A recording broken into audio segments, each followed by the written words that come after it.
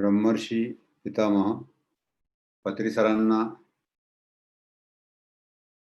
वंदन करून आपण आपलं हे ध्यानाचं सेशन सुरू करतोय. आज आपण पत्री सरांची एक कन्सेप्ट आहे, बीट, BEAT, म्हणजे बॉडी एनर्जी ॲम्प्लिफिकेशन टेक्निक. म्हणजे आपल्या शरीरात जी ऊर्जा आहे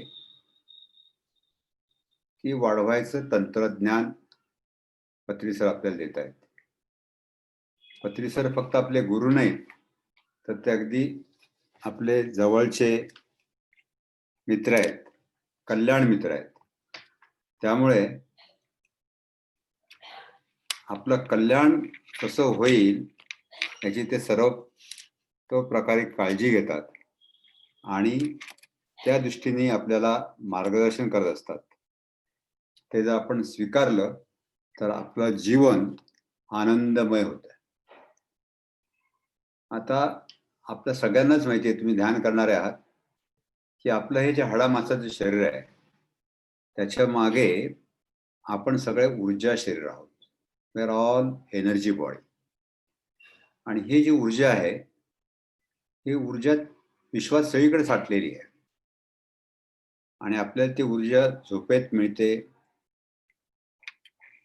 आपण निसर्गाच्या सान्निध्यात गेलो तिथे मिळते, मंदिरात मशिदीत मिळते आणि ध्यान केल्याने आपल्याला ती भरपूर मिळते. म्हणजे ध्यान करण्यामागचा उद्देश, मुख्य उद्देश ही ऊर्जा जास्तीत जास्त मिळवणे हा आहे. पण आपला उद्देश फक्त ध्यान करून जास्तीत जास्त ऊर्जा मिळवत इथे संपत नाही, तर ती ऊर्जा खर्च होत असते सारखी. आपण जे काही चालतो, बोलतो, हे करतो वगैरे, तर ती ऊर्जा आपल्याला जास्तीत जास्त कशी वाचवता येईल, तिचा अपव्यय कसा होणार नाही याची काळजी कशी घ्यायची हे पत्री सर आपल्याला याच्यात सांगताय. जसं बँकेत आपण पैसे ठेवतो आणि ते पैसे जो काटकसरी माणूस असतो तो जपून वापरतो, त्याच्यामुळे त्याचे पैसे वाढतात, आयुष्य सुखमय होतं.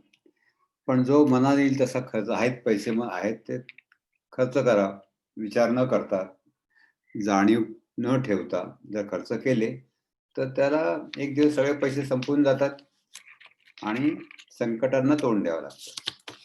अशी स्थिती ऊर्जेच्या बाबतीत आपल्यावर येऊ नये म्हणून पत्री सरांनी साध्या साध्या आणि आपल्या जीवनातल्या, रोजच्या जीवनातल्या क्रियांमध्ये आपण कशी ऊर्जा साठवू शकतो, वाचवू शकतो याच्याबद्दल फार छान सांगितलेलं आहे. त्यांचं म्हणणं असं आहे की जसं आपण ध्यान करताना आपल्या श्वासाची जाणीव होते का हे बघत असतो, अवेअरनेस मध्ये आपण राहत असतो, त्याच पद्धतीने फक्त ध्यानाच्या वेळेसच तसं राहून उपयोगाचं नाही. तर आपण जे काही कृती करतोय ती कृती नेहमी सर्वात जास्त सुयोग्य पद्धतीने कृती करण्याचं सामर्थ्य आपल्याला निर्माण करायचं आहे. त्यानंतर ते तसंच सतत सर्वोत्तम प्रकारे कृती करण्याची क्षमता बाळगण्यासाठी आपल्या शरीरातली ऊर्जा आपल्याला वाढवायला पाहिजे आणि ती सर्वोच्च पातळीवर, हायएस्ट लेवलवरती कायम टिकवून ठेवता यायला पाहिजे. त्यासाठी काय आपण करू शकतो, तर आपण जर बघितलं तर आपल्याला सर्वसामान्य लोकांना अनावश्यक गोष्टींमध्ये आपली ऊर्जा खर्च करायची सवय लागलेली असते. त्यांच्या अयोग्य शारीरिक व भावनिक वागणुकीने, वृत्तीने आणि कलाने ऊर्जा नेहमी वाया जाते. आणि योग्य शारीरिक व मानसिक जीवन पद्धती जर पाळली, योग्य वृत्ती व योग्य कल बाळगला, तर अशा गोष्टी ओळखून त्याची जोपासना केली तर स्वतःची ऊर्जा शक्य तितकी वाचवणं हे प्रत्येकाला शक्य आहे. आणि आता अशी योग्य कृती कशी करायची, कुठे कुठे करायची, कामाची गुणवत्ता व व्याप्ती लक्षात येण्याइतकी ही ऊर्जा आपल्याला मिळवता यायला पाहिजे. ती कशी मिळवायची हे त्यांनी सांगितलंय. तर आपण एक एक क्रिया बघूया. आता पहिली गोष्ट म्हणजे भोजन. जेवण सगळ्यांनाच आवडतं. प्रत्येक जण दिवसातनं कमीत कमी 2 वेळा आणि नाश्ता, सकाळचा नाश्ता 4 वाजेला चहा बरोबर आणखीन काहीतरी असं 4 वेळा ते दिवसातनं अन्न ग्रहण करत असतो. तर हे अन्न ग्रहण कसं करायचं? पत्री सर सांगतात, की जेवताना सुद्धा म्हणजे अन्न ग्रहण करताना ते आपल्या शास्त्रोक्त गरजेनुसार आहे, हे लक्षात घेऊन जाणीवपूर्वक अन्न ग्रहण जर आपण केलं, तर ह्या भौतिक शरीरातली ऊर्जेची पातळी वाढते. आणि याच्या उलट काही न बघता, काहीचा विचार न करता आपण जर जेवत गेलो, तर आपली ऊर्जा कमी होत असते. आता उदाहरण झालं, तर सर्वसाधारणपणे आपण जेव्हा जेवतो, तेव्हा ज्या ठिकाणी लोकं घरातले सगळे सभासद एकत्र बसून जेवतात. मग तेव्हा जेवणाच्या टेबलवरची चर्चा काय चालते? एकतर राजकारणावरती चर्चा चालते किंवा कोणी काय केलं त्याच्यावरती बोलणं होतं किंवा कोणी कोणाला रागवतं, "अरे, तू असं का केलं? तसं का केलं?" वगैरे, वगैरे. पण आपण प्रत्यक्ष काय जेवतो आहोत, त्याच्याकडे आपण फारसं लक्ष देत नाही किंवा ते जेवण तयार करण्यासाठी आपल्या घरातल्या स्त्रीने किती मेहनत घेतलेली आहे, त्याचे जेवण कसं झालंय, त्याची चव कशी आहे, कोणते पदार्थ आपण खातो आहोत, हे सुद्धा काही लोकांच्या लक्षात येत नाही. पण हे जर आपण जाणीवपूर्वक करायला लागलो, तर आपल्या लक्षात येईल, की अरे, एवढ्या मेहनत घेऊन त्यांनी तयार केलेलं जेवण आणि ते फार स्वादिष्ट झालेलं आहे. आणि आपण जर त्यांना असं सांगितलं, तर त्यांचा सगळा जो श्रमपरिहार असतो, तो जेवढे त्यांनी श्रम घेतले त्याचा परिहार होतो. त्यांना आनंद होतो. आणि आपण सुद्धा ते अन्न जाणीवपूर्वक जर शरीरात घेतलं, तर त्याचं पचन चांगलं होतं आणि त्याची आपल्या ऊर्जेची पातळी पण वाढत असते. तेव्हा नेहमी जेवताना ही काळजी घ्यायची आहे, की पत्रिका सांगतात, "eat while you eat, walk while you walk." जेव्हा आपण जी आपण काही कृती करतो आहोत, त्याच्यावरती आपलं पूर्ण ध्यान असणं आवश्यक आहे. तसंच जेवताना आपण काळजी काय घ्यायला पाहिजे? मांसाहार पूर्णपणे टाळायला पाहिजे. तो आपल्या शरीराला हानिकारक आहे. आणि शाकाहारच करायला हवा. ताजी फळं खा, भाज्या खा, मोड आलेले धान्य खा. बरं, जेवायचं केव्हा? तर जेवणाची वेळ आली म्हणून जेवायचं नाही. तर भूक असेल, जेवणाची गरज तुम्हाला भासल्यानंतरच तुम्ही जेवायला हवं. खूप भूक लागल्याशिवाय खाऊ नये. थोडी भूक असेल तर खाऊच नये. आणि शरीरात थोडी भूक असणं हे चांगलं असतं. आपल्याकडे म्हणतात बघा, की पोट टम्म फुगेपर्यंत खाऊ नये. पोटावर थोडी जागा ठेवा असं जे सांगितलं जातं, त्याच्या मागचा उद्देश हाच आहे. तसंच आजच्या काळात आपल्याला बऱ्याच सुविधा झालेल्या आहेत, पण काही सुविधा आपल्या आरोग्याच्या दृष्टीने चांगल्या नाहीयेत. उदाहरणार्थ मायक्रोवेव्हमध्ये पदार्थ गरम करून देणं किंवा करणं सोपं जातं. पण सर सांगतात, की मायक्रोवेव्हमध्ये शिजलेले अन्न खाऊ नये. तसंच शिजवलेले अन्न आपण उरलं की फ्रीजमध्ये ठेवतो आणि नंतर परत खातो. तर शिजवलेले अन्न फ्रीजमध्ये ठेवू नका. नेहमी ताजे व गरम अन्न खा. ज्यांनी पत्री सरांचा सहवास अनुभवला आहे आणि ते अगदी सगळ्यांना गरम-गरम स्वतःच्या हाताने करून खाऊ घालतात. ते म्हणतात, की पोळी आहे, चपाती आहे, तर तव्यावरून ताटामध्ये असं जेवण आपलं पाहिजे. आणि इव्हन शास्त्रज्ञ पण हे सांगतात, की जेवण तयार झाल्यानंतर त्याची सगळी सत्व वगैरे जी असतात, ते फक्त अर्धा पाऊण तासच त्यात शिल्लक राहतं. नंतर मग ते फक्त उदरभरण होतं. किंवा आपल्याकडे संस्कृत आपण जेवताना आपण म्हणतो, अन्न हे पूर्ण ब्रह्म, उदरभरण नव हे यज्ञ कर्म. त्या दृष्टीने आपण जेवायला हवं. आपला प्रत्येक घास आपण चावून चावून जेवणं आवश्यक आहे. ते पचायला सोपं जातं. बरं, जेवण कसं असायला पाहिजे? तर जेवण स्वादिष्ट हवंय. तुम्ही जेव्हा स्वयंपाक करता तेव्हा तुमच्यातले सर्व कलागुण तुम्ही त्यात दाखवा आणि सर्वात रुचकर जेवण करा. नेहमी चविष्ट स्वयंपाक करा. बरं, जेवण एकदाच जेवायचं का दोनदाच जेवायचं? काही लोकांना सवय असते की नाही आम्ही फक्त सकाळी जेवतो, रात्री जेवत नाही. किंवा काही लोकांना आम्हाला फक्त रात्री जेवतो, आम्ही सकाळी जेवत नाही. तसं नाहीये. तर रोजचं आवश्यक जेवण जास्तीत जास्त वेळा विभागून घेतलेलं चांगलं आहे. तसंच द्रवान्य लिक्विड डाएट, तर आठवड्यातनं एक पूर्ण दिवस आपण पातळ आहार घेतलेला उत्तम. आणि आपल्या जेवणामध्ये जीवनसत्व आणि क्षार, व्हिटॅमिन आणि मिनरल्स यांचा पुरवठा चांगला होईल अशा प्रकारे आपण ते घ्यायला पाहिजे. आणि ते नैसर्गिक सोर्सपासून मिळेल याची काळजी घ्यायला पाहिजे. गोळ्या घेऊन त्याचा फारसा उपयोग नसतो, कारण त्या गोळ्यातलं आपल्या शरीरात ते ॲब्सॉर्ब होत नसतं. हे झालं जेवणाबद्दल. तसंच पाणी पिण्याबद्दल सुद्धा आहे, की पाणी शास्त्रोक्त, उद्दिष्टपूर्ण व जाणीवपूर्वक पिल्याने आपल्या शरीरातली ऊर्जा वाढते. तसं नाही केलं तर तीच ऊर्जा कमी होत असते. म्हणून शुद्ध पाणी शक्य तितक्या अधिक वेळा आणि घोट घोट पाणी प्या. फक्त सकाळी उठल्यानंतर दात न घासता, चूळ न भरता तुम्ही 1 पेला 2 पेले तुम्हाला जेवढं मानवेल तेवढं पाणी घटाघटा पिऊ शकता. एरवी दिवसभरातलं सगळं पाणी तुम्ही थोडा वेळच प्यायला पाहिजे. पण जास्तीत जास्त जाणीवपूर्वक आणि पुरेसं पाणी, घोट-घोट प्यायचं म्हणून कमी पाणी प्यायचं नाही.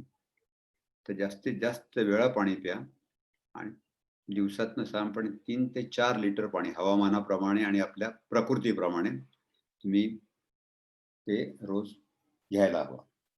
आणि हे जे पाणी आहे हे स्वच्छ असलं पाहिजे, हे सगळ्या गोष्टी आपण काळजी घेतोच. पण ते करताना ही गोष्ट आपण विसरता कामा नये. आता जेवण झालं, पाणी पिणं झालं. त्याच्यानंतर आपला जास्तीत जास्त वेळ कुठे जात असेल तर बोलण्यात जातो. मग बोलणं कसं पाहिजे आपलं आणि आपलं कसं असतं? तर नॉर्मली आपलं बोलणं जे आहे हे आपण मनात आलं की बोलून टाकतो. त्याच्या मागे काही उद्देश असतोच असं नाही. ते शास्त्रोक्त आणि जाणीवपूर्वक आणि उद्दिष्टपूर्ण असायला हवं. त्याच्यामुळे आपली ऊर्जा वाचते. नाहीतर शरीरातली सगळी ऊर्जा उधळली जाते. म्हणून केव्हा बोलायचं? तर अगदी आवश्यक असेल तरच बोला. जास्तीत जास्त मौन पाळण्याचा सराव करा.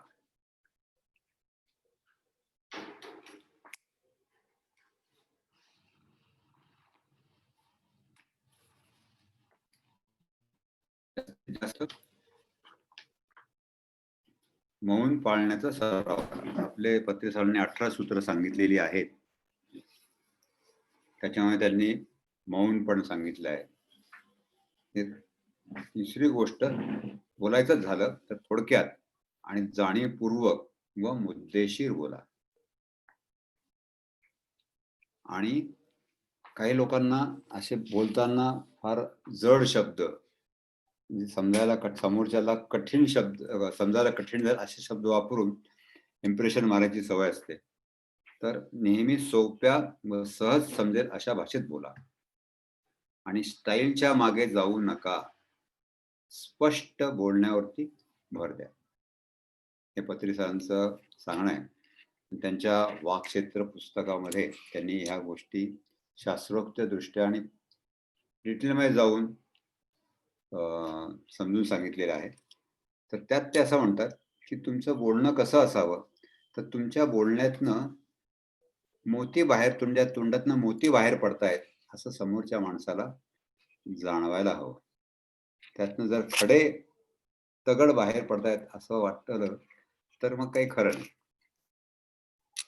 तेव्हा बोलताना ही काळजी घ्या, म्हणजे तुमच्या शरीरातली ऊर्जा जी आहे ती वाचेल. तीच गोष्ट पाहण्याची. शास्त्रशुद्ध, उद्देशपूर्ण व जाणीवपूर्वक आपण पाहिलं तर आपल्या ऊर्जेचं संरक्षण होत असतं. आणि असं नाही केलं, ती ऊर्जा वाया जात असते. मग काय करायला पाहिजे? आपण ध्यानात बसताना डोळे मिटतो. त्याच्या मागचं कारण तुम्हाला सांगितलं जातं, की आपल्या डोळ्यातनं आपल्या शरीराची ऊर्जा आहे, ती 80% बघण्याच्या क्रियेमध्ये खर्च होत असते. म्हणून आपण ध्यानाच्या क्रियेत ती ऊर्जा वाचावी म्हणून डोळे बंद करत असतो. आपल्याला माहिती आहे, की डोळे बंद केले, की डोक्यातले विचार वाढत असतात. तरी सुद्धा ऊर्जा वाचावी म्हणून आपण डोळे बंद ठेवतो आणि आपल्या श्वासाकडे बघत मनातले विचार कमी करत असतो. तसंच म्हणून तुमच्या डोळ्याने जेव्हा काम करणे आवश्यक असेल, तेव्हाच डोळे उघडा. आणि महत्त्वाची गोष्ट अशी, की दुसऱ्या व्यक्तीशी बोलताना त्यांच्या नजरेला नजर भिडवून डोळ्यात सरळ बघून बोला. सर्वसाधारणपणे लोकांना सवय असते, एकतर ते खाली पाहत बोलतात किंवा वरती पाहत बोलतात. डोळ्यात बघून पाहणं आवश्यक आहे. तुम्ही जर पत्री सरांना भेटला असाल, तर तुम्हाला बोलला असाल, तर तुमच्या लक्षात येईल, की ते तुमच्याकडे तुमच्या डोळ्यांमध्ये बघत असतात आणि त्यातनं ते तुम्हाला सगळं तुमचं तुम्हाला पूर्णपणे ओळखत असतात. आपण सुद्धा समोरच्या माणसाच्या डोळ्यात बघायला लागू, शिकू, तेव्हा तो समोरचा माणूस खरं बोलतोय का? तो प्रामाणिक आहे का? तो कसा आहे? हे सुद्धा आपल्याला त्यातनं कळतं आणि मग ते बोलणं वाढवायचं का? त्याच्याकडे त्या लक्ष द्यायचं का नाही? हे सुद्धा आपल्याला आतनं समजतं आणि तिथे आपली ऊर्जा अशी वाचत असते. आता पुढची गोष्ट आणि फार महत्त्वाची, की जिचे आपल्याला रोजच्या 24 तासातले बरेचसे तास जात असतात, ती म्हणजे झोप. त्या झोपेमध्ये झोप कशी घ्यायला पाहिजे? तर ती सुद्धा शास्त्रोक्त पद्धतीने घ्यायला पाहिजे आणि जाणीव ठेवून घ्यायला पाहिजे. तुम्ही आता झोपेत तर आपण विसरून जातो. आपण झोप याच्याकरता घेतो, की आपल्या आजूबाजूचं काही भान नसतं. पण झोपताना आपण जाणीव ठेवून जर झोपलो, तर त्या शरीरातली ऊर्जा वाचवायला आणि वाढवायला आपल्याला मदत करते. म्हणून आपण ध्यान करणाऱ्या लोकांना असंही सांगत असतो, की ध्यानाची उत्तम वेळ पहाटेची आहे, ब्राह्ममुहूर्तावरती किंवा पत्री सरांनी आता सगळ्यांना सोयीचं व्हावं, सगळ्यांना प्रत्येकाला ध्यान करता यावं म्हणून असंही आपल्याला मार्ग खुला करून दिला, की कोणीही, केव्हाही आणि कुठेही ध्यान करू शकतो. तर केव्हाही, कारण काय, third shift, second shift, call centre अशा मध्ये काम करणाऱ्या लोकांनी ध्यान करायचं नाही का? त्यांना थोडी ब्रह्ममुहूर्त जमणार आहे. तर ध्यान प्रत्येकाने करायला पाहिजे म्हणून पत्री सरांनी कन्सेशन दिलेलं आहे, की तुम्ही केव्हाही ध्यान झोप घेऊ शकता. पण ते काय सांगतात, की झोप घेण्यासाठी आणि झोपताना आपण झोपतो कसं, तर आडवा होऊन झोपतो. म्हणून स्थितीबद्दल ते असं सांगतात, की झोपेची बसल्या-बसल्या तुम्हाला झोपी जाण्याची तुम्ही सवय करा. अधून-मधून बसल्या-बसल्या झोपी जाण्याचं शिका. ही पहिली गोष्ट. दुसरी गोष्ट, तुम्हाला 6-7 तासाची झोप सुरुवातीला आवश्यक असते. नॉर्मली आवश्यक असते. पण ती सलग 6-7 तास न घेता तुम्ही 2-3 तास अशी विभागून घ्या. तिसरी गोष्ट, दुपारची वामकुक्षी सुद्धा फार महत्त्वाची असते. ती पचनालाही आणि विश्रांती तुमचं रिफ्रेश व्हायला, तुमची ऊर्जा वाढवायला सुद्धा उपयोगी पडते. आणि सगळ्यात महत्त्वाची गोष्ट म्हणजे झोपताना दिवसाच्या शेवटी रात्री झोपताना जाणीवपूर्वक आपल्या श्वासाचे निरीक्षण करा. म्हणून आम्ही लोकांना सुचत असतो, विशेषतः स्त्रियांना. त्या फार दिवसभर सतत कामात असतात, दुसऱ्याच्या ह्याच्यात करतात, स्वतःला वेळ देऊ शकत नाही. पण 2 वेळा त्यांच्या हातात असतात. एक तर म्हणजे सकाळी उठल्या उठल्या आणि दुसरं म्हणजे रात्री झोपताना. म्हणून आम्ही त्यांना सुचवतो की सकाळी उठल्या उठल्या तुम्हाला 5-10 मिनिटं काय वेळ असेल त्याप्रमाणे ध्यान करा. आणि रात्री झोपताना जे ध्यान करतात त्याला टाइमलेस मेडिटेशन म्हणतो आम्ही. कारण झोपायच्या आधी तुम्ही थोडा वेळ ध्यानात बसा आणि नंतर झोप यायला लागली की झोपून जा. पण झोपून गेल्यानंतर सुद्धा म्हणजे आडवं पडल्यानंतर सुद्धा तुमचं लक्ष आपल्या श्वासाकडे राहा. श्वासाशी तुम्ही जोडलेले राहा. जाणीवपूर्वक आपल्या श्वासाचं निरीक्षण करा आणि झोपून जा. त्यात तुम्हाला भरपूर ऊर्जा मिळेल आणि कमी तासामध्ये म्हणजे तुमचे झोपेचे तास आपोआप कमी होतात. माझा स्वतःचा अनुभव सांगतो तुम्हाला की मला 7 तासाची झोप आवश्यक असायची या ध्यानात येण्यापूर्वी. आणि एखाद तास जरी कमी झाली तरी सगळा दिवस कंटाळवाणा जायचा. पण आता माझी ध्यानात आल्यानंतर 1-2 वर्षामध्ये अशी स्थिती झाली की मला 4.5 तासाची झोप पूर्ण होते. मग मी केव्हाही झोपलो. 10 झोपलो तर 2:30ला जाग येते. 12 झोपलो तर पहाटे 4:30ला आपोआप जाग येते. जशी लोकांना आपली नेहमीची 6-7 तास झोप झाली की जाग येत असते, त्याप्रमाणे मला 4.5 तास 4-4.5 तास झाले की आपोआप जाग येत असते. आणि असं तुमच्या प्रत्येकाच्या बाबतीत होऊ शकतं. आता सगळ्यात महत्त्वाची गोष्ट म्हणजे आपण जी 24 तास 24/7 जन्मल्यापासून शेवटपर्यंत करत असतो, म्हणजे आपला श्वासोच्छ्वास. हा करत असताना सुद्धा या क्रियेत सुद्धा प्रत्येक क्रियेमध्ये आपली ऊर्जा खर्च होत असते. पण हा श्वासोच्छ्वास करत असताना सुद्धा आपण आपली ऊर्जा वाचवू शकतो, ती वाढवू शकतो. कारण जर आपण जाणीवपूर्वक श्वासोच्छ्वास केला तर जो प्राणवायू आपल्याला पुरवला जातो भरपूर, शिवाय वैश्विक ऊर्जेचा प्रवाह सुद्धा आपल्या शरीरात व्हायला लागतो. त्याच्यामुळे आपल्या ऊर्जेची पातळी खूप वाढते. मग याच्याकरता करायचं काय? तर जास्तीत जास्त वेळा जाणीवपूर्वक श्वासाचे निरीक्षण करा. यालाच आपण म्हणतो आनापानसती. याच्यामध्ये इतकं हे आहे की 6 तासांची अजाण झोप आणि 1 तासाची योगनिद्रा जी ध्यानाने आपल्याला येत असते, हे हे सारखेच आहेत. आणि त्यातनं मिळणारी ऊर्जा ही सारखीच आहे. आता याच्यानंतर जसं श्वासाबद्दल आपण म्हणतो तसंच आपण त्याच्या खालोखाल एक गोष्ट सतत करत असतो, ती म्हणजे विचार करणं. आपल्या मनाला सवय आहे की एक विचार झाला की दुसरा विचार, तिसरा विचार, अशी विचारांची साखळी सतत आपले चालू असते. शास्त्रज्ञ सांगतात की एक माणूस दिवसातनं 80 ते 90 हजार विचार करतो आणि त्यातले कामाचे फक्त 40-50 असतात. मग आपल्याला ऊर्जा वाचवायची आहे तर काय करायचं? तर ध्यानात आपण सांगतो की मनात विचार आले तरी त्यांना सोडून द्या आणि करा. तसंच आपण मूळ मुद्दा काय की जेव्हा आवश्यक असेल तेव्हाच फक्त विचार करायला हवा. आणि शास्त्रीय दृष्ट्या शास्त्रोक्त पद्धतीने विचार करण्यासाठी, म्हणजेच तर्कशुद्ध पद्धतीने विचार करण्यासाठी स्वतःला आपण ट्रेनिंग द्यायला पाहिजे.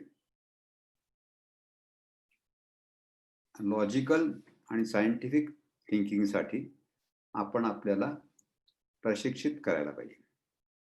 तर जेव्हा दक्षतापूर्वक विचार करण्याची तातडीची गरज नसेल त्यावेळेस तुम्ही तुमचा वेळ संगीत ऐकण्यात, खेळ खेळण्यात अशा ह्याच्यात घालवा. म्हणजे तुमच्या डोक्यात एका 100 विचार नाही राहणार, तर तेवढा त्या संगीताचाच विचार राहील, त्या खेळाचाच विचार राहील. त्याच्यामुळे तुमची ऊर्जा भरपूर वाचेल. तशीच आपली ऊर्जा जी आहे ह्या भावनांशी पण निगडीत आहे. कोणत्या भावनाने, काही भावनांनी आपल्या ऊर्जेचं संरक्षण होतं, ऊर्जा वाचते, आणि काही याच्यात ती वाया जात असते. तर कशाने काय होतं हे सुद्धा पत्री सरांनी आपल्याला सांगितलेलं आहे, की धैर्य, करुणा, एकात्मिकता, मोकळेपणा अशा अनेक सकारात्मक भावना आपल्या भौतिक शरीरातली उत्साह, उमेद वाढवण्यासाठी खूप मदत करतात.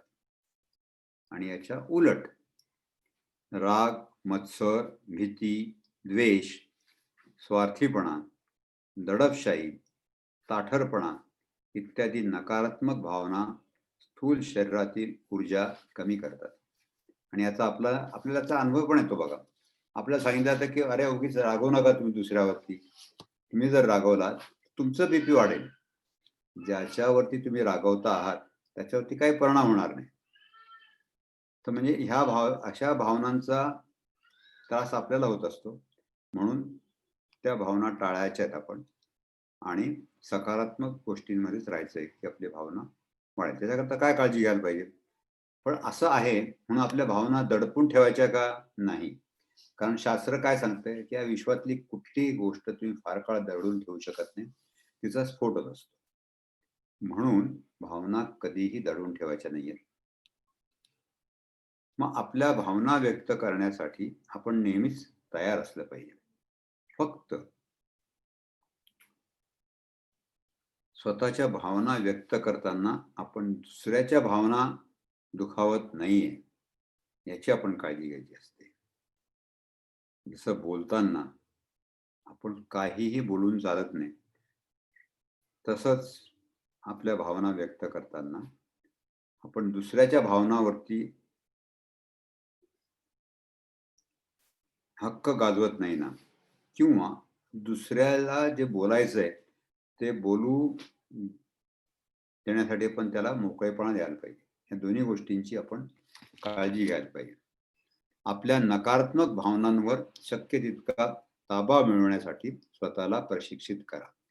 याच्याबद्दल पत्री सरांनी एक फार छान शब्द वापरलेला आहे. ते म्हणतात, म्हणजे ध्यान महाचक्रमध्ये त्यांनी सांगितलं होतं हे मुद्दे विशद करताना, की कूल बेबी.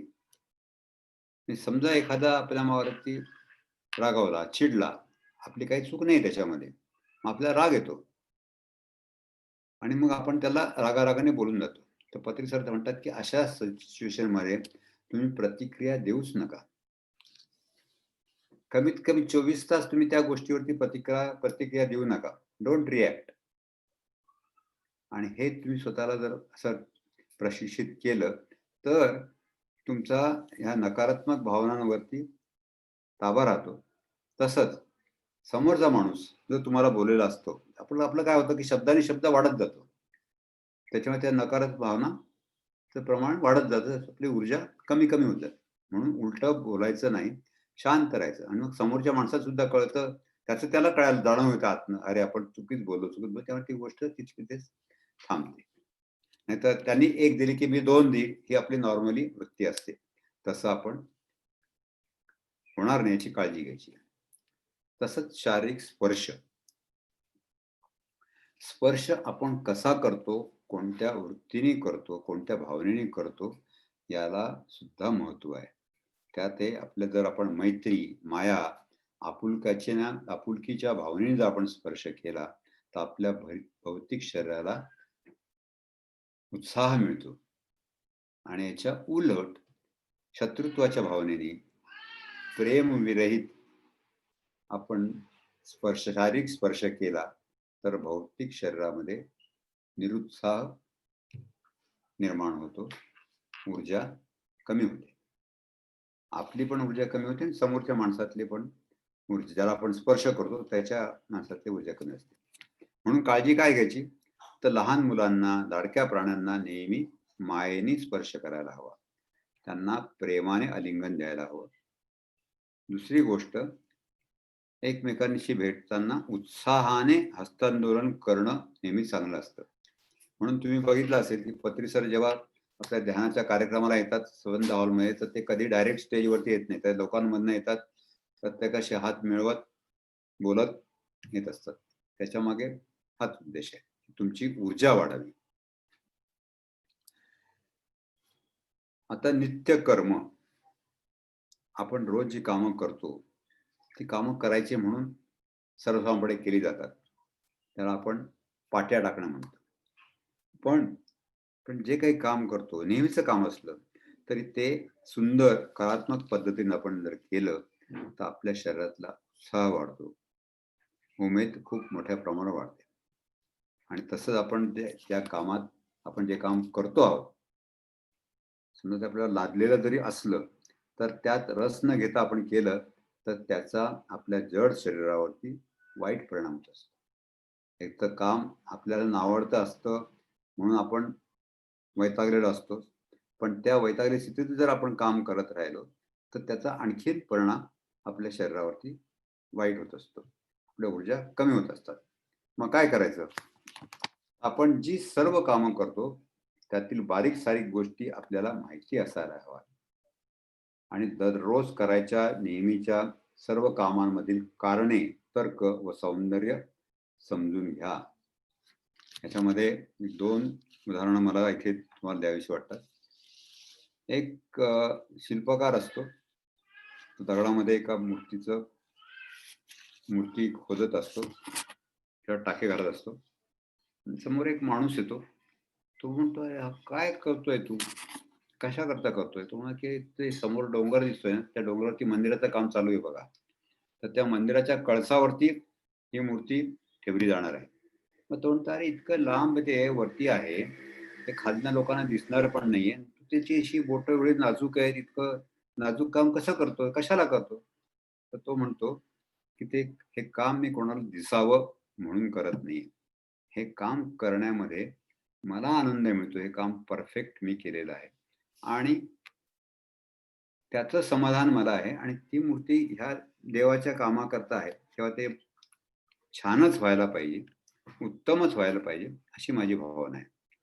तर ह्या भावनेने केलेलं काम हे नेहमी उत्तम होतं. त्याच्याने तुमच्या शरीरातली ऊर्जा वाढते.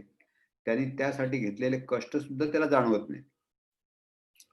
दुसरं, आता तुमच्यापैकी काही लोकांनी देना मरियम मॅडमचं पुस्तक वाचलं असेल, अनटोल्ड स्टोरी ऑफ सीता. त्याच्यातलं जे मुख्य पात्र आहे मीनाक्षी, जी आपल्या ती सीतेची कथा सांगते, तिच्या वडिलांबद्दल त्यांनी सांगितले. तिचे वडील त्या जनक राजाच्या याच्यामध्ये स्वच्छतेच्या कामाचे इन्चार्ज होते, मुकादम होते. पण ते त्या कामाच्या बद्दल इतके जागरूक होते, इतके जाणीवपूर्वक काम करायचे. त्यांच्या हाताखाली अनेक लोक होती, मुलं होती, माणसं होती, स्त्रिया होत्या, दासी. त्यांच्याकडनं ते काम सगळं करून घ्यायचे. पण काम उत्तमच व्हावं हाच त्यांचा दृष्टिकोन होता. आणि त्याच्याकरता मग ते सगळीकडे बघायचे काम व्यवस्थित चाललंय का नाही. आणि जिथे कमी पडायचं तिथे स्वतःच्या हाताने पुढे होऊन ते काम पूर्ण करायचे. तर हा खूप चांगला संदेश आपल्याला त्या पुस्तकातनं मिळतो आणि अशा अनेक संदेश त्या पुस्तकात दिलेले आहेत. म्हणजे पानोपानी प्रत्येक चॅप्टरमध्ये आपल्याला ह्या गोष्टी मिळतात आणि त्या सगळ्या पत्रिसांच्या ज्या कन्सेप्ट आहेत, आपण जे पत्रिसा सांगत असतात 18 सूत्र वगैरे, ती सगळं त्यात आपोआप कव्हर झालेली आहेत. की माणसं ही सूत्र कशी प्रत्यक्षात अंमलात आणतात हे आपल्याला त्यात बघायला मिळतं. आणि म्हणून पत्री सरांनी त्या पुस्तकाबद्दल सांगितलंय की हे पुस्तक आपल्या पीसी पिरिमिड सोसायटीचं बायबल आहे. तर प्रत्येकाने ते वाचावं. त्या पुस्तकाचं इंग्रजीमध्ये ते आहेच, पण त्याचं मराठी, तेलुगूमध्ये ऑलरेडी भाषांतर झालेलं आहे.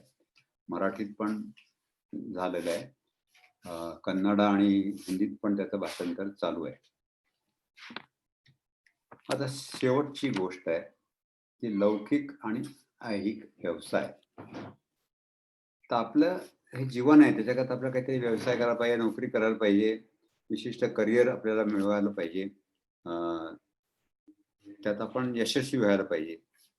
पण यात सुद्धा आपण ऊर्जा वाचवू शकतो. आपल्याला जे करिअर करायचं आहे ते करिअरची निवड आपण कशी करतो याच्यावरती या गोष्टी अवलंबून असतात. तर नेहमी आपल्याला कोणती गोष्ट करायची आहे हे आधी शोधून काढायला पाहिजे. नंतर आपला जो ऐहिक व्यवसाय असेल तो आपल्याला जीवनाला आधार देणारा पूरक असायला पाहिजे. आपल्या मूलभूत गरजा पूर्ण करणारा असायला पाहिजे. पण त्याच वेळेस तो आपल्या मनाला समाधान देणारा असायला पाहिजे. आपल्या मनाच्या लोभासाठी किंवा समाधानासाठी नको. यात फरक आहे. आलं लक्षात? कॉन्ट्राडिक्शन तुम्हाला थोडी विचारेल, तर आपले सांसारिक व्यवसाय आपल्या खऱ्या आध्यात्मिक उद्देश पूर्तीला आधार देणारे असावे. म्हणून याच्याकरता आपण जनरली मुलाचे करिअर जे निवडतो, तर 10वी-12वी नंतर किंवा ज्यात, तर मग आपण एक तर त्यांची ॲप्टिट्यूड टेस्ट घेतो आणि दुसरं बेस काय असतो, तर आई-वडील आपल्या अपूर्ण राहिलेल्या इच्छा मुलांमध्ये बघत असतात. आईला डॉक्टर व्हायचं असतं, पण परिस्थितीमुळे कशामुळे ती होऊ शकली नसेल. तिला वाटतं आपल्या मुलांनी डॉक्टर व्हावं. वडिलांची इच्छा असते त्यांनी वकील व्हावं, इंजिनियर व्हावं आणि मुलाला काय वाटतं? त्याला तिसरं वाटत असतं. त्याला आपण वाटतं की हे करावं, ते करावं. पण तो निर्णय कुठल्या बेसिसवर घेतो, तर त्याचे मित्र ज्या शाखेला जात असतील, जे करणार असतील, तिकडे त्याचा कल राहतो. तुम्हाला प्रत्येक आपण प्रत्येक जण युनिक आहोत. प्रत्येक जण इथे येण्यापूर्वी आपला एक प्लॅन करून आलेला असतो. त्याच्याप्रमाणे आपल्याला आपलं करिअर जर केलं, तर आपल्या शरीरातली ऊर्जा वाढते, आपल्याला समाधान मिळतं आणि आपला जीवनाचा उद्देश पूर्ण होत असतो. ज्या गोष्टी आपल्या जीवनाचा उद्देश पूर्ण होत नाही, ती करण्यामध्ये आपली ऊर्जा वाया जाते आणि आपल्याला मग पुनरपि जननम पुनरपि मरणमचा फेऱ्यात आपण अडकतो. म्हणून आपण आपला व्यवसाय निवडताना, करिअर निवडताना या सगळ्या गोष्टींचा विचार करायला पाहिजे. आणि इथे आपण पिरामिड मास्टर्स म्हणून लोकांना मदत पण करत असतो. आपल्याकडे विजय पाटील सर आहेत. ते एनर्जी इंजिनियर आहेत. त्यांच्याकडे टेचर अँटेना आहे. त्याच्यावरनं तुमचा आध्यात्मिक कल, तुम्ही कोणती बाजू घ्यायला पाहिजे, काय पाहिजे, कसं पाहिजे, याचं मार्गदर्शन ते 10वी-12वीचा रिझल्ट लागल्यानंतर मोफत करत असतात. एरवी सुद्धा तुम्ही त्यांना कॉन्टॅक्ट करा, ते करतील. किंवा तुम्ही सुद्धा त्या दृष्टीने विचार करायला हरकत नाही. म्हणजे आपला दृष्टिकोन करिअर निवडताना हा आपल्या डोळ्यासमोर ठेवणं आवश्यक आहे.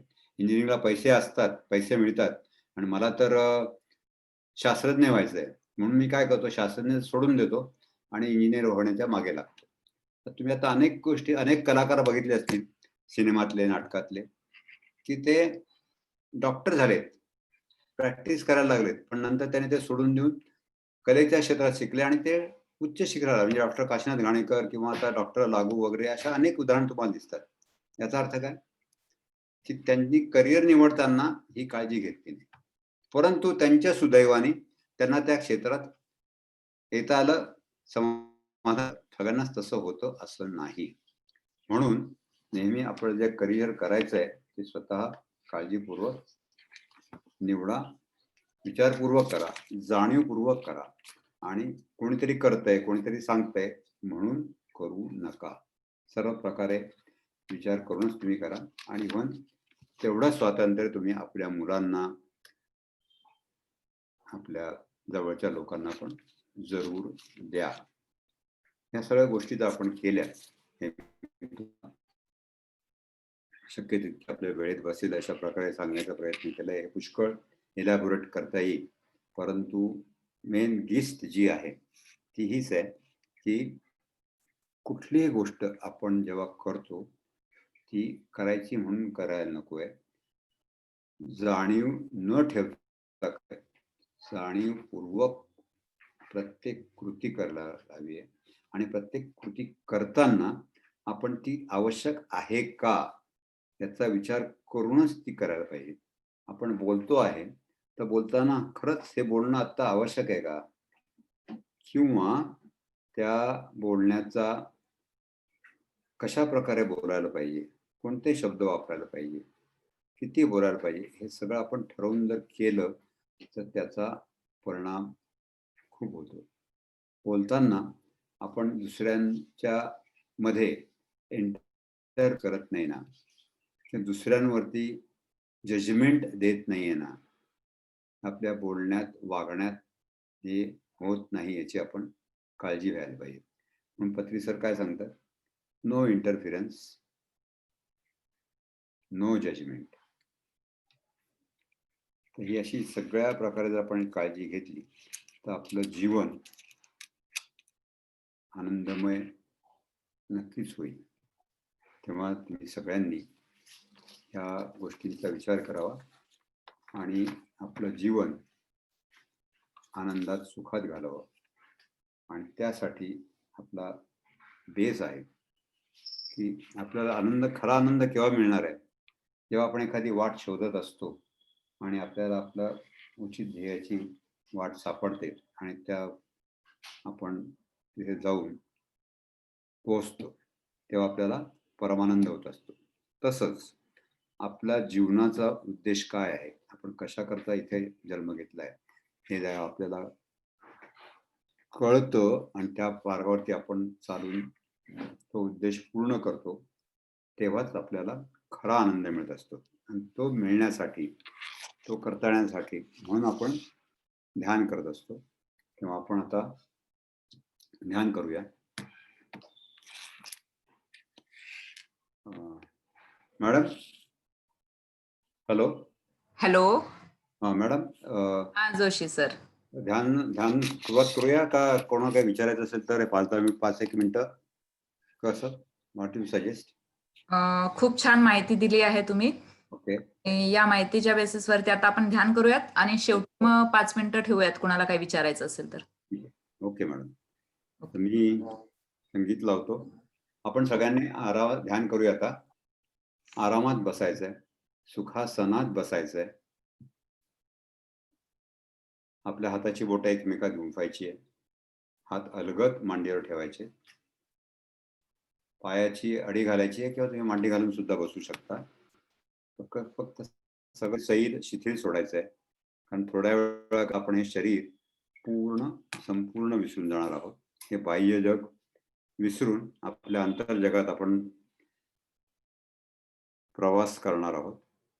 तेव्हा कृपया अगदी आरामात बसा, सुखासनात बसा आणि आपले दोन्ही डोळे अलगद शांतपणे बंद करा. तुमच्यावर चष्मा असेल तर चष्मा बाजूला काढून ठेवा आणि फक्त आपल्या नेहमीच्या श्वासाकडे बघायचंय. येणारा श्वास, जाणारा श्वास, बाकी सगळं शांत शांत, अगदी शांत. आपल्या श्वासाकडे बघताना आपल्या मनात विचार येतील, त्यांना सोडून द्यायचं आहे आणि फक्त आपल्या श्वासाकडे साक्षी भावाने बघायचंय.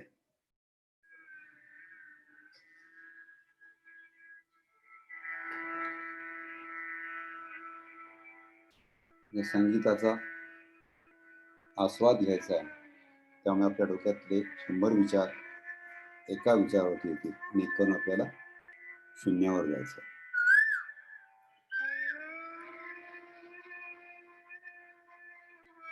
निसर्गाच्या सानिध्यात आपल्याला भरपूर ऊर्जा मिळत असते. आपलं मन लवकर शांत होतं. संगीताने आपल्याला मन शांत करायला मदत होते. तसंच आपल्या सगळ्यांभोवती मी एक व्हर्च्युअल पिरामिड उभा केलेला आहे. त्यामुळे आपल्याला ध्यान लावणं पिरामिड ऊर्जेमुळे आणखीन सोपं होणार आहे. त्याशिवाय आपल्या मनामध्ये त्या भावना साठलेल्या आहेत, त्यांना पण आपण मोकळं करूया.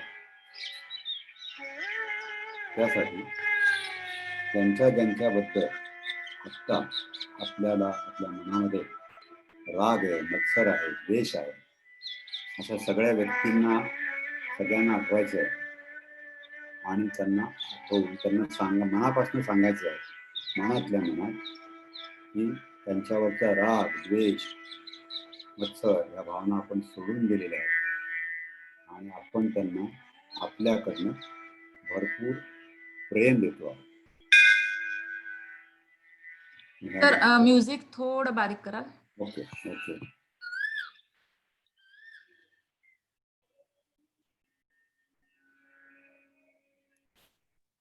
खूप बारीक झालं.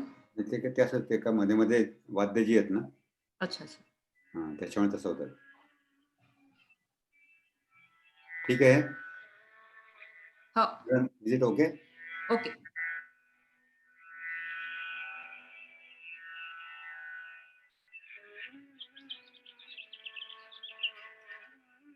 तर असं केल्याने या आपल्या मनात दडून राहिलेल्या साठून राहिलेल्या सगळ्या भावना हळूहळू बाहेर पडतायत आणि मन रिकामं होत आहे.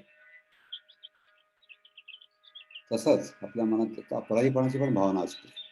एखाद्या आपण बोलून जातो, दुखावून जातो, नंतर म्हणतो अरे त्याची काही चूक नव्हती, आपल्याकडनं असं व्हायला नको होतं. असा भाव आपल्या मनात त्यांच्या ज्यांच्याबद्दल आहे त्यांनाही आठवा आणि त्यांना विनंती करा मनापासून की त्यांनी आपल्याला कळत नकळत ते दुखावले गेले त्याबद्दल तुला क्षमा करावी.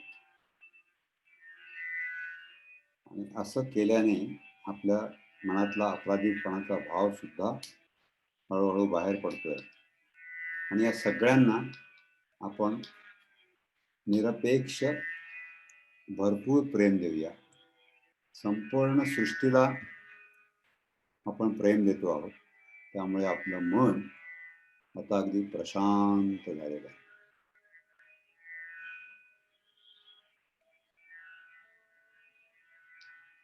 या प्रसन्न स्थितीमध्ये प्रशांत स्थितीमध्ये प्रसन्नता येण्यासाठी आपण देवाने आपल्याला जे जे काही दिलंय त्याबद्दल कृतज्ञता व्यक्त करूया. तसंच आपल्या रोजच्या जीवनात या सृष्टीकडनं आपल्याला जी प्रत्यक्ष अप्रत्यक्ष मदत मिळत असते त्याबद्दल संपूर्ण सृष्टीचे आभार मानूयात. आणि हा कृतज्ञता भाव व्यक्त झाल्यामुळे आपलं प्रशांत मन प्रसन्न झालेलं आहे. त्याचा अनुभव घ्या, आनंद लुटा. आणि या प्रशांत प्रसन्न मनाने आपल्या मनात जी विश्व कल्याणाची भावना आहे ती पण आपण प्रकट करूया. त्या सर्व शक्तिमान परमात्म्याला सांगूया की त्याने संपूर्ण विश्वाचं कल्याण करावं, सगळ्यांना शांतता आणि प्रेम लाभू द्यावं. आणि ही भावना प्रकट झाल्यामुळे आपल्याला आतून आनंद होतोय आणि हा आनंद आपल्या अंतःकरणातून निघून संपूर्ण शरीरात पसरतोय.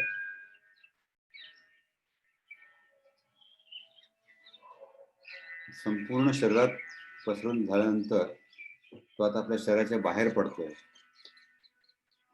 या आनंदाला संपूर्ण विश्वात पसरू द्या. आपण भूतकाळाचा विचार करतो, पण भूतकाळ घडून गेलेला आहे, त्यात आपण काही बदल करता येत नसतो. आपण भविष्याची चिंता करतो, काय होईल कसं होईल, पण नेमकं काय घडणार आहे कोणालाच माहित नाहीये. तेव्हा भूत आणि भविष्य सोडून आपण राहूया वर्तमानात. आणि वर्तमान आहे, आपण करतो आहोत आना पान सती पिरॅमिड ध्यान. आन म्हणजे श्वास आत, अपान बाहेर, आणि सती म्हणजे बरोबर राहणे. आपल्या श्वासोश्वासाबरोबर राहणे, फक्त एवढंच करायचं आहे. कुठलाही मंत्र नाही, जप नाही, गुरुची मूर्ती नाही, की देवाचं गुरुचं नामस्मरण नाही, देवाची मूर्ती नाही, काहीच नाही. आपला श्वास हाच आपला गुरु आहे. त्याच्या पायाशी बसून आपण ध्यान साधना करतो आहोत.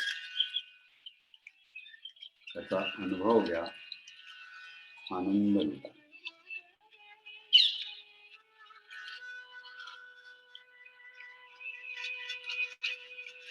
आता आपल्याला आपल्या प्रत्येक श्वासाची जाणीव होते आणि ती जाणीव झाल्यामुळे ध्यानशास्त्राच्या नियमाप्रमाणे आपलं मन संपूर्ण रिकामं झालेलं आहे आणि ती विश्वातली दिव्य प्राणशक्ती ब्रह्मरंध्रात आपल्या शरीरात प्रवेश करून डोक्यापासून पायापर्यंत असलेल्या 72,000 नाड्यांमधून आपल्या शरीरातल्या कोट्यावधी पेशींपर्यंत पोहोचलेले आणि या प्राणशक्तीचा साठा आपल्या शरीरातली प्रत्येक पेशी करते आणि जसजसा साठा वाढतोय तसं आपल्याला छान वाटतंय, प्रसन्न वाटतंय, प्रफुल्लित वाटतंय.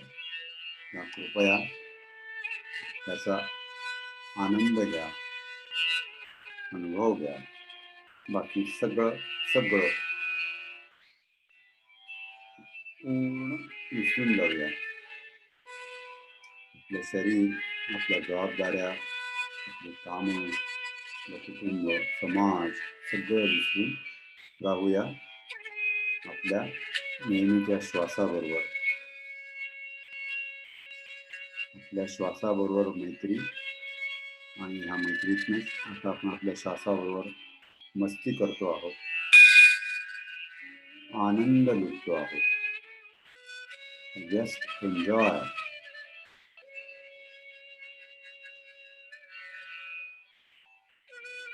ध्यानावस्थेत गेल्यानंतर आपल्याला वेगवेगळे अनुभव येण्याची शक्यता आहे. जे काही होईल त्याचा मनापासून स्वीकार करा. Acceptance is very very important.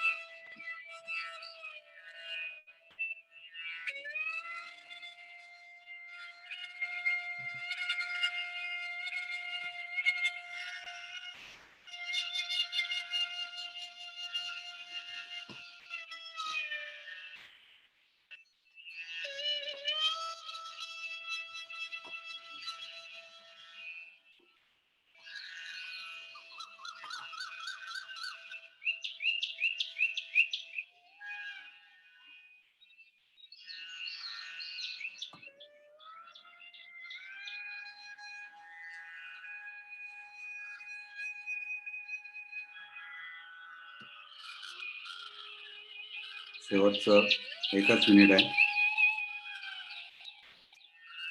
कृपया डोळे बंदच ठेवा. एक श्वास बघा.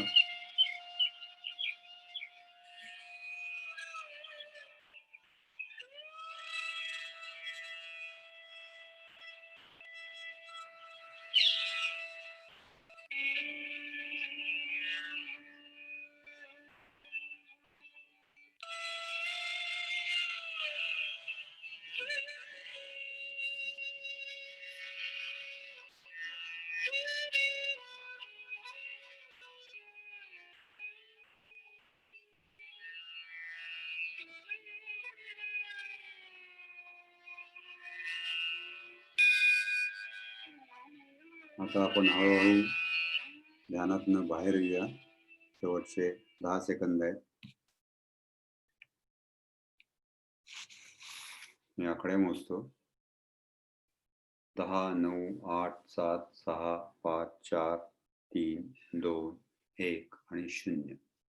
हळूहळू डोळे बंद ठेवून आपल्या दोन्ही हाताची बोटं मोकळी करायची आहेत. आपले दोन्ही तळहात मोकळे झाले, बोटं मोकळी झाली की दोन्ही आपले तळहात आपल्या डोळ्यांवरती ठेवायचे. हात असे ठेवा की बाहेरचा प्रकाश आपल्या डोळ्यात यायला नकोय. आपण सगळ्यांनी खूप छान ध्यान केलंय. ध्यानातली शक्ती आपण आता आपल्या हातावाटे डोळ्यातनं साठवून घेऊया. त्याकरता परत एकदा मी अंक मोजतो. डोळे बंदच असू द्या. 10, 5, 4, 3, 2, 1 आणि 0. हळूहळू आपल्या डोळ्यांची उघडझाप करायची आहे. हळूहळू खाली पाहत डोळे उघडायचे आणि हळूहळू खाली पाहत हात खाली आणायचे. काही क्षण शांत बसायचंय आणि डोळे उघडावेसे वाटले की हळू डोळे उघडायचे.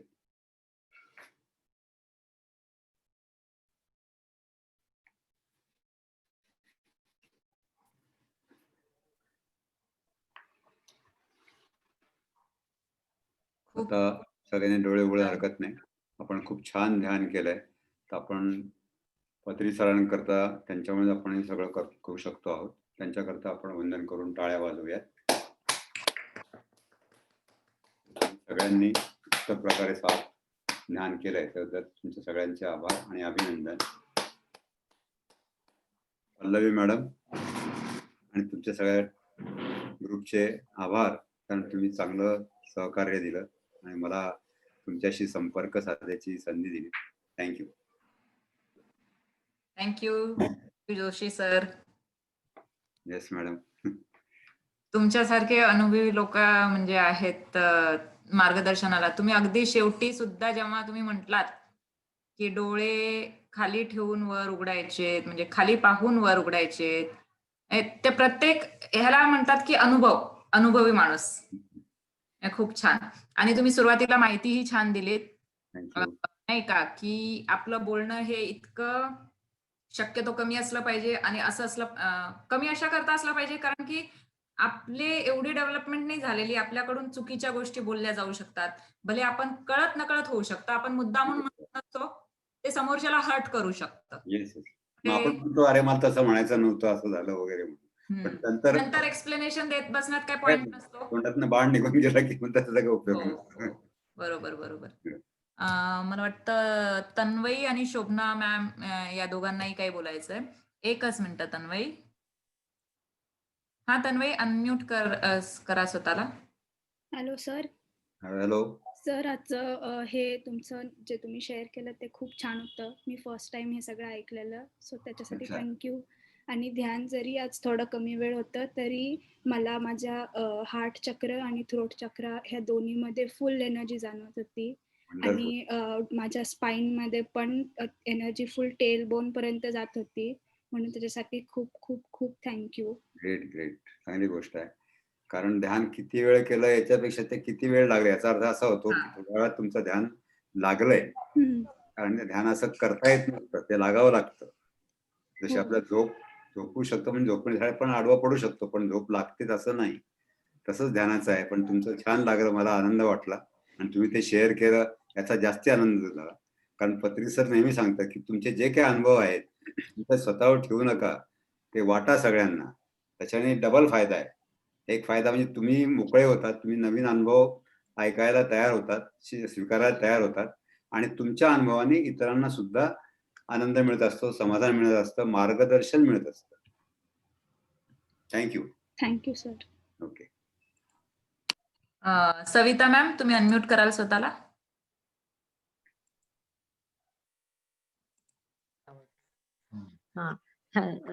Hello sir. हॅलो. हा, मी सविता खन्ना बोलतेय. हो, अरे वा, great madam, after long time. आली इंडियामध्ये. हो. मी आज माझ्या आई बाबांना पण बसवलं होतं. आई जेवते पण बाबा बसले होते, त्यांनाही छान वाटलं. त्यांच्याशी बोला. होय. नमस्कार सर. मॅडम नमस्कार. तुम्ही दोघांनी जॉईन झाल्यात, आनंद वाटला मला. खूप बरं वाटलं. तुमचा खूप आभारी आहे. आणि मी तुमच्या जवळच राहतो, सिटी प्राईडच्या समोर राहतो मी, पापकर पेट्रोल पंपाच्या मागे. अच्छा. आणि रोज सकाळी 6:30 ते 8 वाजेपर्यंत मी ध्यानाचा वर्ग घेत असतो ऑनलाईन. तुमच्या घरीच आहे का? नाही, घरी नाही, ऑनलाईन घेतो. ऑनलाईन. नाही, एखाद्या येऊन घरी सुद्धा आपण घेऊ ध्यान, ते वेगळं. पण रोज सकाळी मी 6:30 ते 8 वाजेपर्यंत घेत असतो. तर त्यालाही मी तुम्ही जॉईन होऊ शकता. तुमच्या सोयीचं असेल तर. आज त्यांनी पहिल्यांदा ध्यान केलं, त्यांना छान वाटलं. उद्या सकाळी शक्य असेल तर त्यांनाही जॉईन व्हायला सांगा. माझी लिंक तुमच्याकडे असेलच, किंवा मी पाठवतो हो किंवा हो मॅडम आहे आहे मॅडम हा मीटवरच आहे, गुगल मीट वरती हो आहे. हो चालेल Yes, yes. हो Thank you. हो छान वाटलं चालेल तुम्ही छान झालं ध्यान आणि थँक्यू सर हेच प्रत्येकाने करणं आवश्यक आहे. आपण तर ध्यान करतोच, पण आपल्याला मिळालेला आनंद इतरांबरोबर शेअर करून त्यांना ध्यानाला उद्युक्त करणं म्हणजे पत्री सर हेच कार्य करून सगळ्या विश्वात फिरतायत. तर आपण आपल्या जवळच्या माणसांना ते वाटायला काहीच हरकत नाही. तुम्ही फार छान काम केलंत मॅडम, की तुमच्या आई-वडिलांशी पण तुम्ही शेअर करून त्यांना तयार केलं ते ऐकायला. नाहीतर लोकांची सर्वसामान्य लोकांची तयारी नसते. काय करायचं द्यायला मला आता काय मी असं पण असतं. हो ग्रेट. हो थँक यू. माहिती पण छान दिली आणि छान वाटलं ओके. छान झालं ध्यान नमस्कार. Okay okay. Thank you sir thank you. Thank you Savita ma'am. Shweta ma'am unmute कराल स्वतःला.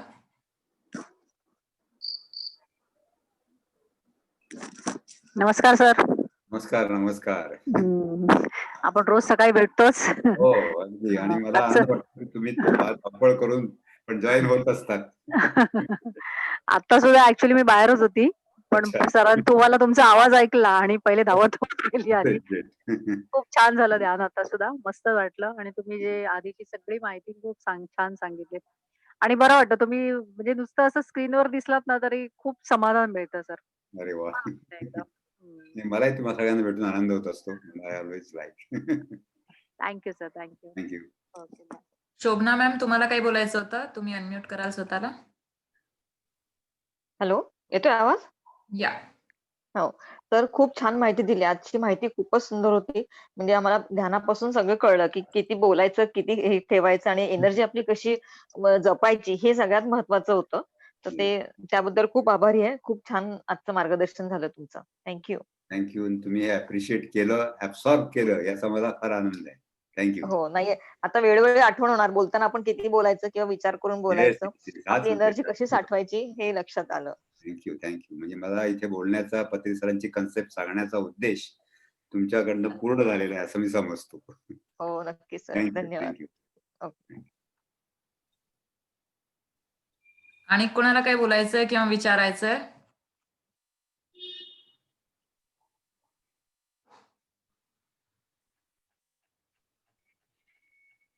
कोणाला काही शेअर करायचंय किंवा जोशी सरांना काही विचारायचंय?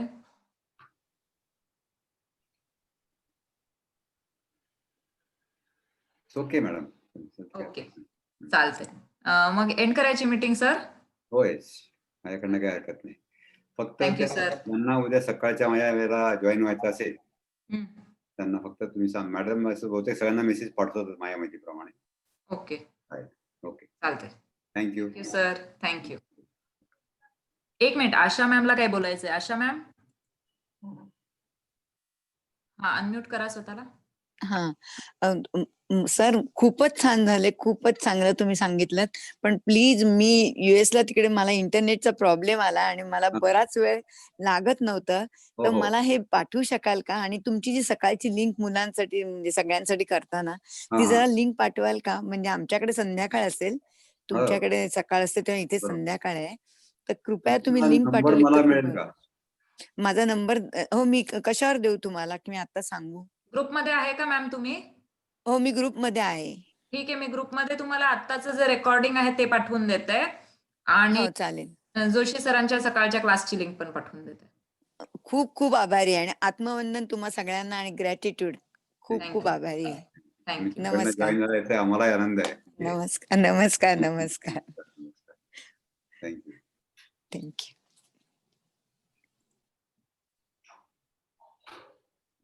आणि कुणाला काही सांगायचंय?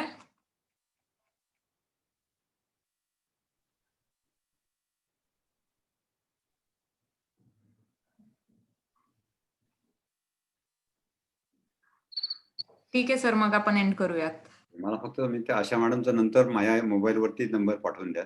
हो, तुम्हालाही नंबर पाठवून देईन मी. ओके. ओके, ठीक आहे. Thank you sir. Thank you. Great. Thank you all for attending the meditation. Keep meditating.